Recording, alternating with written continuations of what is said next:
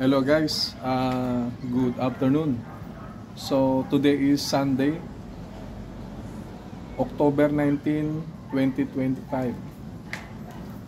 So guys, at hindi ako nakapagbigay ng short vlog last Sunday at medyo na busy ako. Ngayon guys, eto lang, babalikan ko lang, dapat na-discuss ko nung last Sunday. Ayun nga, nag-pop up dun sa comment section na pwede ko bang, sabi niya, pwede ko bang ma-discuss yung tinatawag na yung kagandahan ba, ang kagandahan sa mukha, yun yung pinag-uusapan natin sa mukha, ang kagandahan daw ay magre-reflect ba sa ugali ng tao. So, ayun guys, yung sinasabi natin na kung yung ugali raw ng tao ay magre-reflect doon sa kagandahan, kagwapuhan. Guys, actually, salamat sa pagbibigay mo ng topic ngayon about dito. At may bibigay ko lang ng mga bahagya at kung ano man yung kakulangan, pwede mong dagdagan. Kung ano man ang sumobra, pwede mong kulangan. So anyway guys, yung sinasabi mo na i-discuss ko, so eto yon, magbibigay ako ng mga iilan information. Okay, dun sa sinasabi nating kagandahan, ito ay ipunta na lang natin o ibaling natin sa isang babae, no? Kagandahan. So hindi lahat ng magaganda, no, magagandang babae na nakikita natin ay may mga busilak na damdamin. So ibig sabihin yun guys, may mga iilan lalabas dyan na kung ano yung kagandahan sa kanilang physical o physical na anyo, no, na nakikita natin, minsan hindi tugma doon sa kanilang pag-uugali, no? Kaya nga sabi nga nila, sayang ang ganda-ganda mo pa naman pero ang ugali mo ay napaka hindi maintindihan, gano'n, no? So guys, actually, pag sinabing maganda o pogi, no, sa maganda, hindi ka makakasigurado kung yung kalooban niya o yung tinatawag na ugali na meron siya ay hindi natin pwedeng ihambing doon sa personal appearance sa nakikita natin sa kanya. So meaning to say, may mga ilan na may tinatawag na angking kagandahan at ito ay tumutugma naman sa kanilang pag-uugali. So meaning to say, magaganda sila, maganda na ugali nila. So ayun sinasabi na kung ano yung kagandahan ng mukha mo, siya rin kagandahan ng ugali mo. May mga ganon. Pero hindi lahat, katulad na sinasabi ko sa inyo guys kanina, hindi lahat ng magaganda ay may mga magagandang kalooban. May mga ilan magaganda, kumbaga pinaka-front lang yon, no? Pinaka-front at mamumulat-mulat ka at magugulat ka na iba pala yung ugali nito. Kumbaga kay amo-amo ng muka, pero dumating sa punto, in reality, iba yung pag-uugali niya. Kaya hindi natin pwede ihambing yung mukha ng isang tao sa kanyang ugali, no? Kaya ayun lang masasabi natin guys, hindi natin talaga makikilala ang isang tao na sa kanyang panlabas lang kung hindi natin to makakasama, makakahalubilo o makikilala natin siya ng matagal. Kasi doon lalabas lahat talaga makikita mo kung ano ba talaga yung tunay na pag-uugali na meron siya. Ngayon, doon naman sa tinatawag na kagwapuhan, no? Kasi may mga ilan, no? May mga ilan sa atin, normal yon na kapag nakakakita ng cute, nakakita ng magandang itsura, parang feel na nila na ang bait-bait naman, ang amo naman ng mukha niya. Mukha yatang safe na safe ako sa kanya. Eto guys, lagi niyong tandaan. Kung ano yung sinabi ko sa anyo ng kababaihan, ganun din sa kalalakihan. So, pare-pareho lang yan. Hindi lahat ng may tsurang lalaki ay may busilak na damdamin. May mga iilan sa mga lalaki na ginagamit nila yung itsura nila para makapagbiktima ng kanilang kapwa. So alam na natin kung anong ibig sabihin ng biktima. Meaning to say, ginagamit nila yung appearance nila para umangat sa buhay, para yumaman. Hindi naman sa pagsabi natin yumaman, umangat na lang sa buhay. Ito yung mga bagay na wala silang ibang kailangan gawin kundi ang pinakapuhunan nila, itsura nila. Magpapanggap ng maayos, mabait, at may mga ilan na minimiti nila doon sa isang tao o sa isang babae. Lalo na kung malaman nila na ito ay may kaya at may sinasabi sa buhay. So, ayan yung mga lalaki na kahit sampalin mo kaliwat kanan, hindi gaganti yan, hindi iimik yan. Kasi gusto niya ipakita na siya ay maayos, no? Talagang mabait siya at may angking kagwapuhan. Ngayon, ang problem nito, guys, ang pinaka-problem nito, kapag nagsama na sila sa isang bubong, o sabihin na natin hindi nagsama sa isang bubong, pag ongoing na yung relationship, andun na. Andyan na, magugulat na yung isang guy o yung babae na parang lumalabas ay pineperahan lang siya. May mga ganung bagay eh. Kaya nga, dapat mapagmasid tayo, mapagmatsyag tayo. Hindi lahat ng kagwapuhan ay kagandahan, lahat ng binabalik nito, no? May mga ilan naman na may mga itsura, may angking kagwapuhan, pero meron naman busilak na damdamin. Parang sa babae lang rin yan. Hindi lahat ng mga tinatawag nating magagandang lalaki na meron tinatawag na kapangitan sa kanilang kaugalian, no? Kaya guys, eto lang masabi ko sa inyo. Kaya nga sabi ko nga lagi na hindi natin makikilala sa panglabas, no? Hindi natin makikilala ang isang tao doon lang sa panimula. So, unti-unti mong makikilala yan, unti-unti mong maobserbahan kung ano yung ugali niya kapag kayo ay matagalan na nagsama, matagalan na nagkakilala. Doon na yun, no? Kaya, wag muna kayong, alam natin, maraming babae na makakita talaga ng mga kagapuhan, tiling-tili talaga, no? So, siguro okay lang yon kasi sa paghanga, sign of lang yan paghanga, no? Pero dapat, guys, hanggang doon lang. Pero, sabi nga natin, kung ikaw ay magpapamilya, hindi labanan ang muka. Hindi labanan ang muka. Ang pinaglalabanan dyan, guys, kahit walang muka, kung kaya kanyang ipagtanggol, kaya kanyang ipaglaban, kaya kanyang buhayin, at kaya kanyang samahan hanggang dulo, ayun yung totoong pamilya na dapat mong hanapin. Huwag kang humanap ng mga magagandang babae, magagandang lalaki, na ito naman ay magdudulot sa iyo ng mga pagdudusa, no? Pero kung maghanap ka ng maganda at magandang lalaki rin, at makajackpot ka na may busilak na damdamin, at hindi ka iiwan hanggang dulo, at okay kayo, yon, jackpot ka ron. Pero sabi nga natin, guys, ang Panginoon hindi niya raw binibigay lahat ng tinatawag na kaperpektuhan ng isang tao, no? So ibig sabihin, hindi pwede raw mag-match yung dalawa sa tama. May ilan na yung lalaki masinop, ang babae naman hindi masinop. May mga ganung bagay. At bibihira, guys, na mag-tandem yung dalawang mag-asawa na parehong masinop. Kumbaga, kung titignan natin, guys, bibihira. Kung may mangyari man yun, kumbaga very rare yun, no? Very rare na merong ganun. Pero sa ngayon, malimit na naobserbahan natin na ang lalaki magastos, ang babae masinop. Ganun lang yun eh. Ang lalaki mapag-aruga sa pamilya, pero ang babae parang walang pakialam, may mga ganun.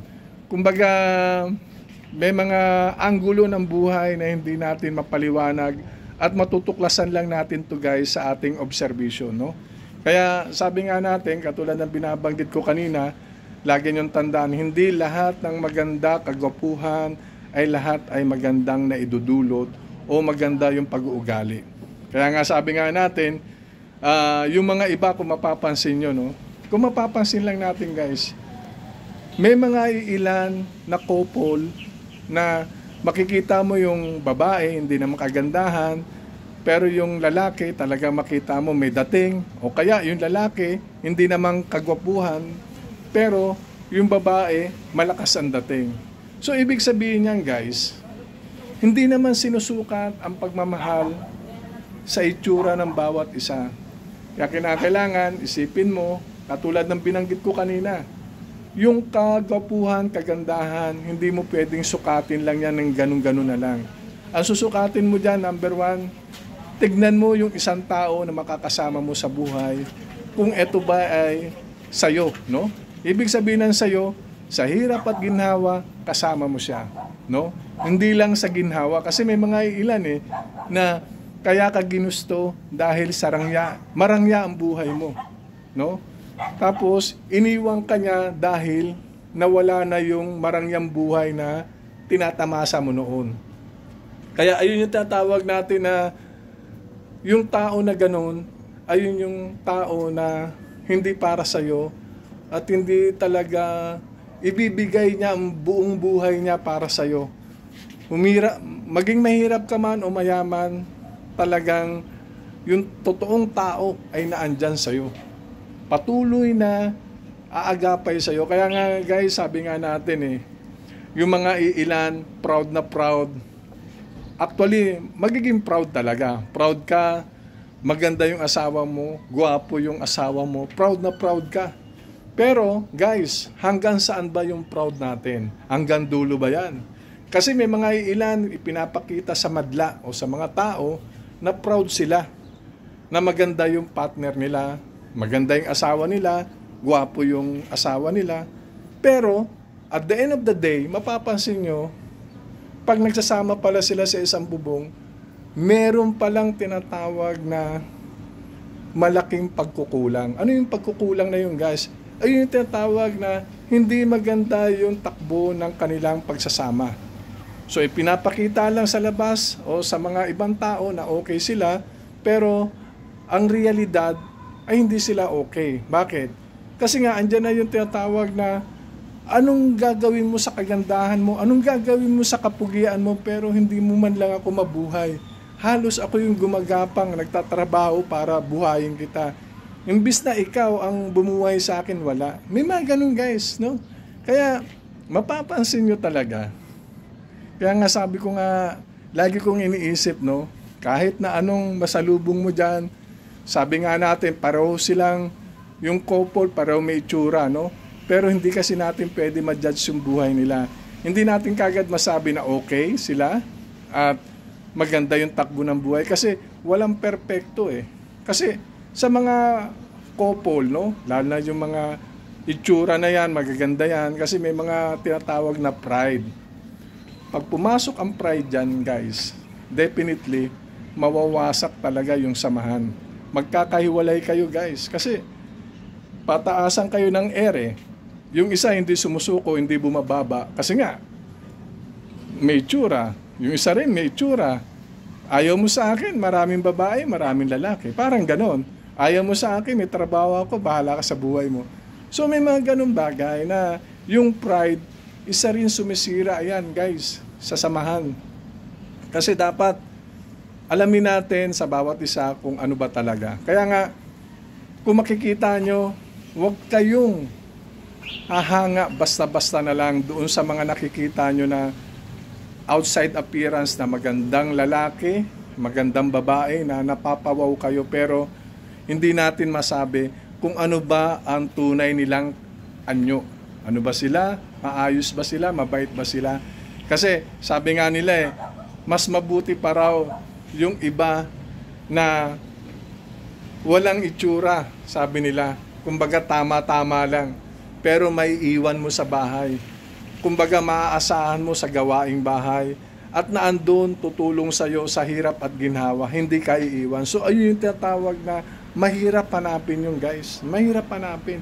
May mga iilan nga dyan Tabinawa dun sa mga iba. No? May mga iilan nga dyan na kung mapapansin natin, hindi naman kagandahan, hindi naman kagwapuhan, sila pang masasama ang ugali. May mga ganun. Kaya medyo mapagmatsyag lang tayo, no? Kaya nga sabi nga natin, hindi natin makikilala ang isang tao sa panglabas na kaanyuan.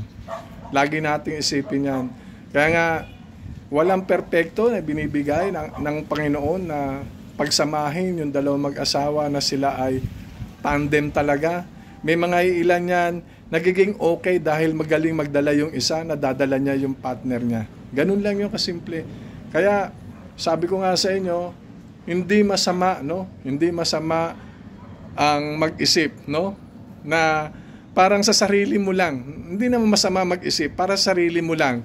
Pero wag mo nang sabihin, na isipin mo na lang na, oops, mukhang alanganin ako rito. Parang nagpipredict lang mismo sa sarili mo na base lang yung sa yung pananaw, pero hindi mo na kailangan pang